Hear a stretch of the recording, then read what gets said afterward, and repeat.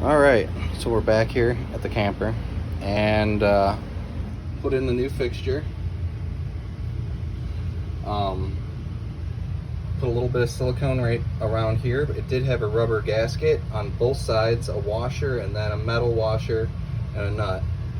I just used some 100% clear silicone as well right around here, wiped it off, just for any water that goes in that area. Under here, you have to put the weight on so that when you pull this down, it goes back up. So seeing that from down here, what I ended up doing is putting a zip tie right here so that that weight wouldn't get caught on that ledge right there and it kind of gets stuck right there. So now it kind of moves nice. So it's basically the same design, except for this one's got that and this stop thing. I don't know. So now you can kind of like reach around in here, do all this. I mean, it's kind of cheap.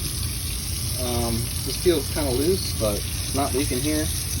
And then we got under here, I got to put these drawers back in. Get some light here. There's some light. But there's my fittings with my adapters. So I believe I did find that it is 3/8 and 1/2 inch. So it's 3/8 compression, 1/2 inch MBT. And yeah, we're good. Just got to put these drawers back in. Thanks for watching.